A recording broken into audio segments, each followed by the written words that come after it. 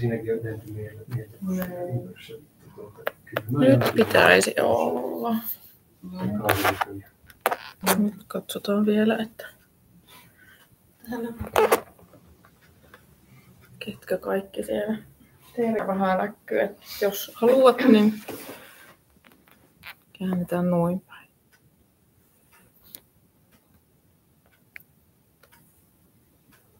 Nyt. Yes, hyvä. Ei olla kuin 5 minuuttia myöhässä. Mutta ihan lyhyesti kiva, että olette paikalla te täällä. Ja meillä on tosiaan avoin tilaisuus täällä tulla tutustua meidän toimintaan. Ja sitten on myös kokemuspuheenvuoro ja sitten myöhemmin vielä paneelikeskustelu. Mutta pidemmittä puheitta, hyvää mielenterveysviikkoa. Vielä keritään siitä nauttia muutama päivä. Ja mielekäs tulevaisuus, ihana teema ollut tänä vuonna meillä tässä. Ja myös siihen päästään hieman heittäytymään ja pohdiskelemaan Jennin puheenvuoron aikana. Ja Jennin puheenvuoron otsikkona on Kun toivo voitti pelon, matkani ahdistuksen läpi.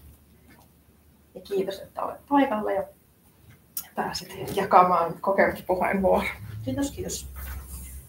Mä kokeilen vähän tämmöistä erilaista. Meillä yleensä ei ole mitään valmista puhetta näin, mutta nyt mulla on valmis puhe, niin mä yritän sen tässä teille sillain rauhallisesti ja ymmärrettävästi kertoa.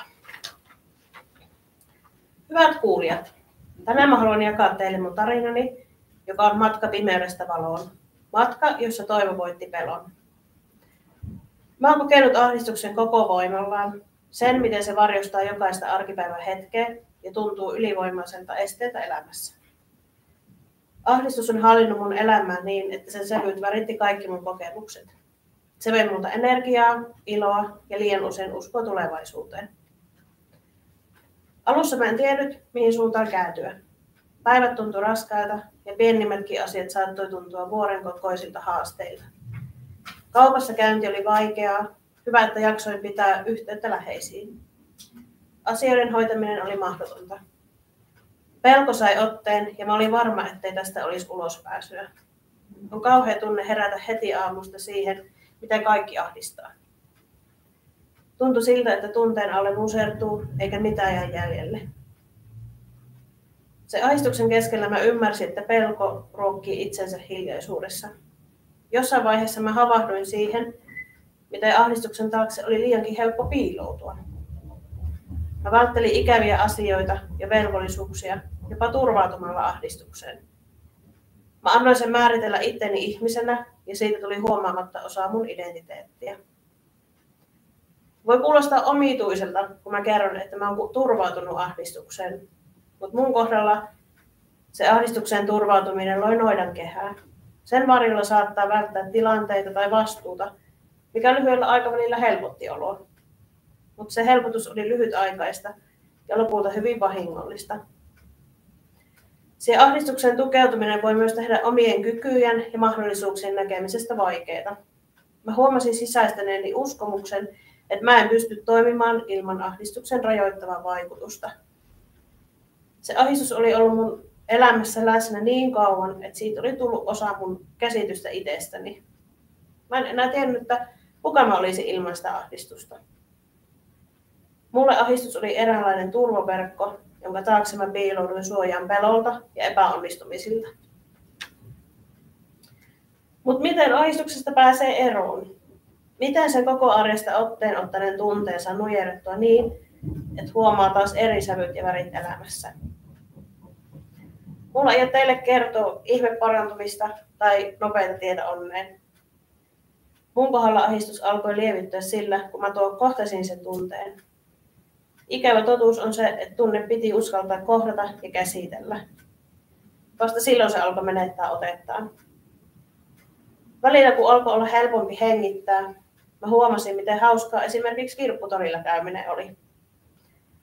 Mä työskentelin pitkäjänteisesti itteni kanssa ja askel askeleelta aloin vapautua sen kahleista. Matka ei ole ollut helppo, enkä ole selvinnyt siitä yksin. Oli aikoja, jolloin mä koin takapakkeja ja epätoivoa, mutta jokainen edistysaskel oli muistutus siitä, että muutos on mahdollista. Mä aloitin hitaasti, pienin askelin. Opin tunnistamaan omia tuntemuksia ja kuuntelemaan mun kehoa ja mieltä. Keskityin hengittämiseen, niihin hetkiin, joissa saatoin muistuttaa itteeni siitä, että mä olen turvassa, tässä ja nyt. Tärkeä osa paranemista oli se, että opin sanottamaan mun tunteita ja sain puhua niistä avoimesti. Sain tukea ihmisiltä, jotka ymmärsi ja löysin voimaa vertaistuesta. Opettelin sanomaan ääneen, mikä mua ahdistaa. Ja äkkiä mä huomasin, että se tunteiden sanottaminen vei pohjaa siltä vaikeilta tunteilta. Tärkeä askel kohti toipumista oli kyseenalaistaa, miten suuri osa ahdistuksessa on aidosti hallitsematonta ja mikä osa on sitä omaksuttua toimintatapaa ja suojamekanismia. Mulla oli 2 vaihtoehtoa. Joko jatkaa ahdistuksen taakse piiloutumista, tai sitten mä löydän niitä keinoja erottaa mun identiteetti ja itsetunto sieltä ahdistuksen syövereistä. Mä tarvitsin henkilökohtaisesti tähän ulkopuolista, terapeuttista tukea, jonka kautta aloin löytämään uusia, terveempiä tapoja käsitellä mun tunteita ja arjen haasteita. Ja vaikka se ahdistus on ollut osa mun elämää, niin se ei enää määritä mua. Mä oon oppinut elämään sen kanssa ja voittamaan sen yhä uudelleen. Mä en ole enää sen vanki, vaan se on yksi niistä kokemuksista, jotka on tehnyt musta sen ihmisen, joka mä olen tänään. Ja mä haluan jättää teille viestin. Toivo on aina läsnä, vaikka se tuntuisi kadonneelta tai raskaiden tunteiden alle vaipuneelta. Ahdistuksesta voi päästä eroon ja sen kanssa voi oppia elämään. Avun hakeminen ei ole heikkoutta, vaan merkki rohkeudesta ja voimasta. Älä koskaan aliarvioi pieniä edistysaskelia. Ne on merkkejä siitä, että olet matkalla kohti vapautta. Kiitos, että kuuntelitte mun tarinan ja mä toivon, että se antaa teille uskoa ja voimaa omaan matkaan. Kiitos.